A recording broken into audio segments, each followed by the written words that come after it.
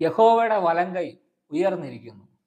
യഹോവയുടെ വലങ്കൈ വീര്യം പ്രവർത്തിക്കുന്നു. അതേ പ്രിയപ്പെട്ടവരെ, നമ്മുടെ ദൈവത്തിൻ്റെ വലം കരങ്ങൾ നമ്മൾക്ക് വേണ്ടി ഉയർന്നിരിക്കുന്ന കരങ്ങളാണ്. നമ്മുടെ ദൈവത്തിൻ്റെ വലം കരങ്ങൾ നമ്മൾക്ക് വേണ്ടി വീര്യം പ്രവർത്തിക്കാൻ ശക്തമായ കരങ്ങളാണ്. പ്രിയപ്പെട്ടവരെ, 40 ലക്ഷത്തിലധികം വരുന്ന ജനങ്ങളുമായി മോശ ചെങ്കടൽ മുമ്പാകെ ആയിരിക്കുന്നു.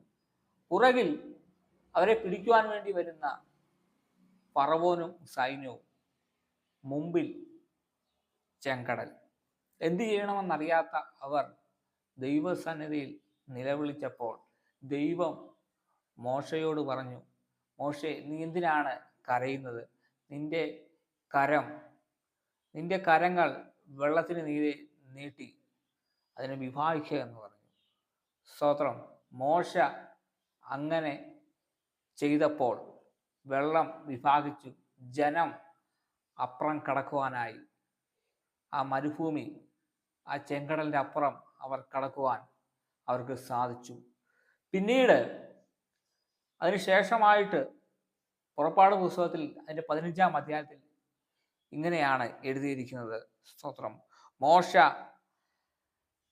ഇസ്രായേൽ ജനത്തിന് വേണ്ടി കീർത്തനം പാടുവാൻ ഇടയായിത്തീർന്നു. അതിൻ്റെ ഒരു വാക്യത്തിൽ ഇങ്ങനെ എഴുതിയിരിക്കുന്നു, യഹോവേ നിന്റെ വലം കൈ ബലത്തിൽ മഹത്വപ്പെട്ടു. യഹോവേ നിന്റെ വലം കൈ ബലത്തിൽ ശത്രുവിനെ തകർത്ത് കളഞ്ഞു.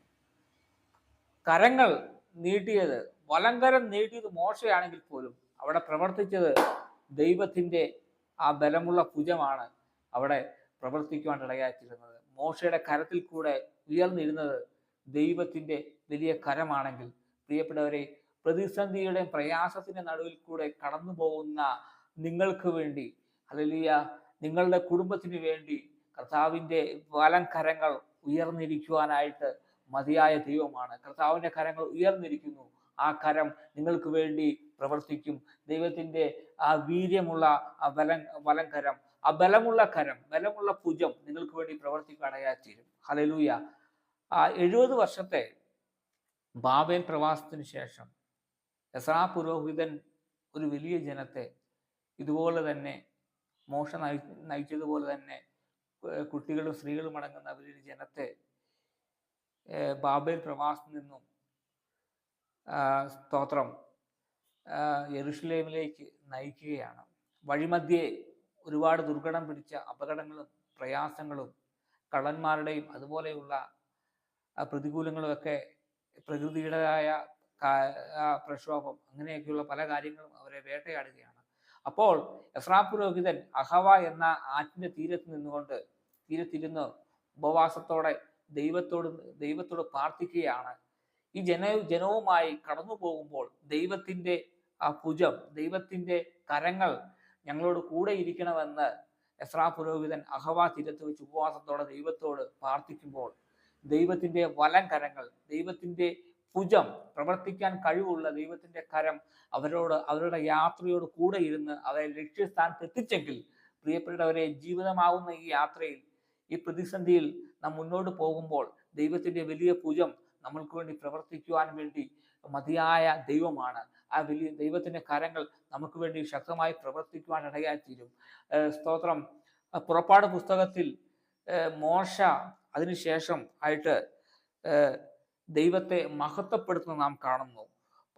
നാം വായിച്ച വാക്യത്തിൽ, സ്തോത്രം, 118-ാം സങ്കീർത്തനം അതിൻ്റെ 17-ാം വാക്യത്തിൽ ഇങ്ങനെയാണ് എഴുതിയിരിക്കുന്നത്, ഞാൻ മരിക്കയില്ല, ഞാൻ ജീവനോടെ ഇരുന്ന് യഹോവയുടെ പ്രവൃത്തികളെ വർണ്ണിക്കും.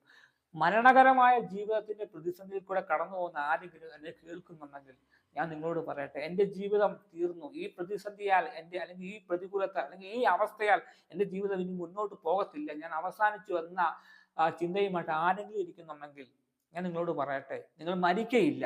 ദൈവത്തിന്റെ കരങ്ങൾ നിങ്ങൾക്ക് വേണ്ടി പ്രവർത്തിക്കാൻ ഉയർന്നിരിക്കുകയാണ്. കർത്താവിൻ്റെ ആ ബലമുള്ള കരങ്ങൾ നിങ്ങൾക്ക് വേണ്ടി പ്രവർത്തിക്കും.